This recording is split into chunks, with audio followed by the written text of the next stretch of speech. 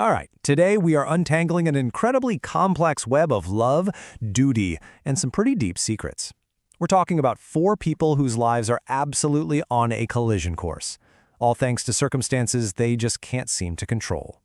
Wow. This one line from Mehraz Zayed, it just says it all, doesn't it? It perfectly sums up this world of past regrets and present-day drama, where the ghost of what could have been is haunting every single moment. Let's jump into this story of intersecting lives. So first up, let's meet our four central characters. Now, their stories kick off in very different places, but as we're about to see, their fates are already twisting and spiraling around each other, pulling them closer, whether they like it or not. So, picture this. On one hand, you've got the very structured professional world of an office, where Ibadah is just trying to focus on her career. But on the other hand, a literal wrong turn in a village leads to this sudden, life-altering, and deeply unwanted marriage for Zan and Parashay. Two totally separate worlds, about to smash right into each other. And here's where things get really interesting. Mehraz isn't just any new boss. Turns out, he and Ibadat have met before, and that memory has a powerful, powerful hold on him. This right here sets the stage for a very complicated professional relationship.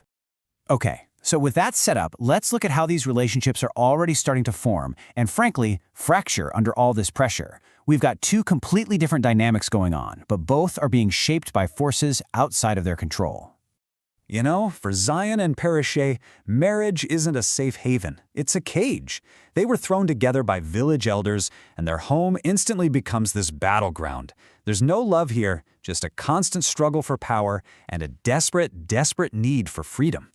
Zion is constantly trying to assert his dominance, using the weight of their marriage contract, their nikah, as a weapon to control Parashay. But here's the thing about Parashay. She does not give in easily, which leads to these constant, explosive fights. And then you have the complete opposite situation. Mehraz and Ibadah are being kept apart by the very rules of the office that bring them together every day.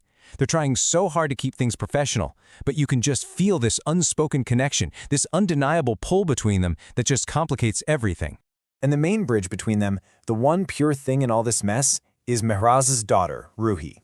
She forms this immediate and incredibly deep bond with Ibadat, and this innocent connection is what forces Mehraz and Ibadat into each other's lives, way beyond the office walls.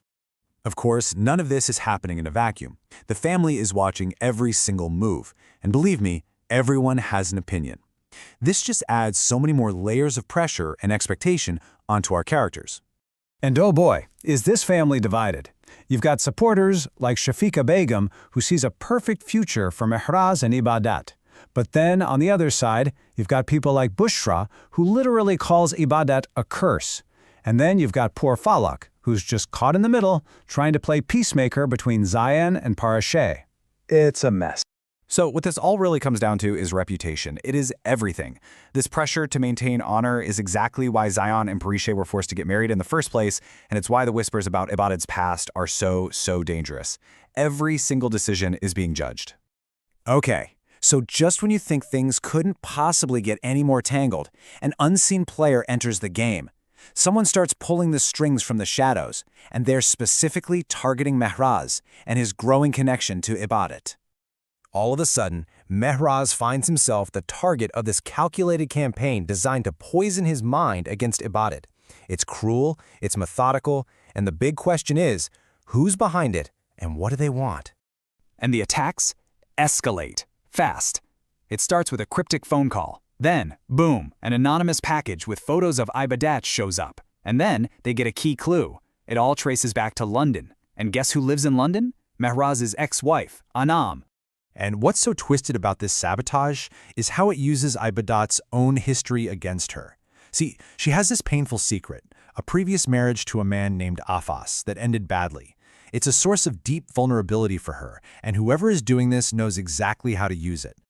All right, let's bring it all home. We have a forced marriage, forbidden feelings, and a shadowy saboteur. And all of this simmering tension is about to boil over into one massive, explosive confrontation. I mean, just look at this. Both of our couples are at a breaking point. For Zion and Parashay, the conflict is internal, right? It's just nonstop fighting. But the threat to Mehraz and Ibadat is even higher, a 9 out of 10, because it's coming from an outside force they can't even see. And that's way more dangerous. And the poison works. It absolutely works.